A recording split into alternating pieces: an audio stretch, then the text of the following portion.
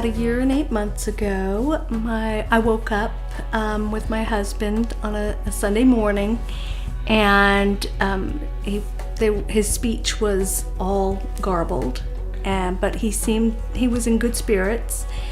And I said, I think we need to go to the doctor. I think there's something wrong, and I think you're having a stroke. Because I had been talking with friends about the symptoms prior to this. My husband's 22 years older than I am, and so it was something that just was on our minds as far as family, friends talking about symptoms. And so I got him to the hospital, and indeed he was having a stroke. And still he seemed okay, still was smiling and talking in between with me, didn't seem to be in any pain. But it ended up being a bleeding stroke. And so they had to do surgery, which they did. I thought I was going to lose him that day. And so anyway, they did surgery. And then he seemed to be doing okay, holding his own. And we went through 3 months of process of the hospital to rehabilitation, to then finally he wasn't doing so well in rehabilitation and was then had to go to a nursing home. Still seemed to be holding his own pretty well, and I was hopeful. But I was also hopeful because his parents lived to be 99. I mean, this was something we just never anticipated. And then he had another stroke. And so 3 days later, he passed away, January 21st, 2012. He was an artist, and an educator. He taught at the University of Delaware for 38 years. His name is Victor Spinski, internationally known ceramic artist.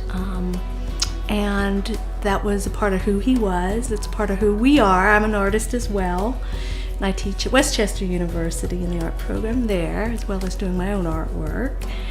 And people have asked me, does that seem to help working in the arts? I did a lot of poetry, creative writing. When I was younger, I did some writing, but I returned to it during this process.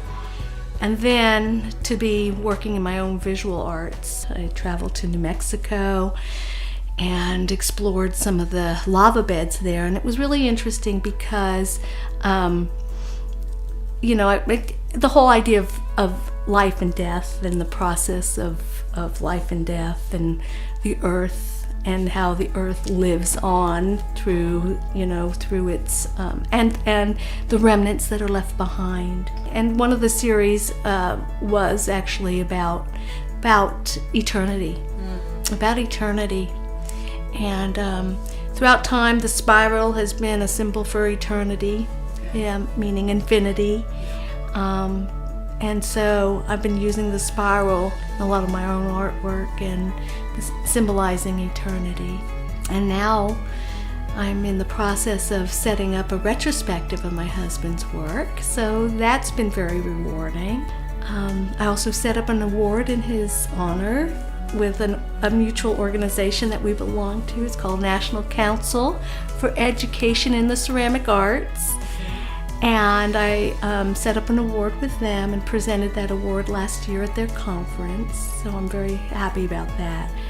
It is an award that will allow somebody who's mid-career, it's after graduate school and before maybe starting their career, and it allows them to do a body of work and to explore their own art and their own work. And I know that my husband would have liked that. He really supported his grad students quite extensively. And his son is an artist as well.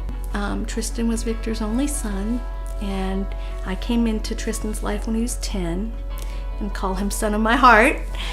And we're very close. And so he's a photojournalist. He did a series last year. He followed some of the steps of his father, while his father was his stories and some of the things that Tristan wanted to go back and follow his footsteps of where he went, and different places he grew up and places he explored and things that he did. So it's quite a lovely series, and then another series based on some of his things in his studio. So it's very much like self-portrait, yeah, but through his objects, so to speak, things that you look at and remind you of Victor. I was talking to a friend, and we had a really good conversation about how, you lose somebody, but they're always with you. I mean, you hear that, but it's so true because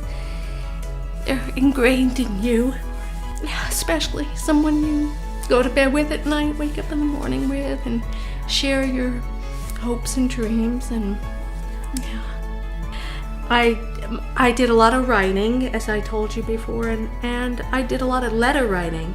When he passed away, Tristan and I both put a letter in his pocket and, just expressed our love and sent that with him.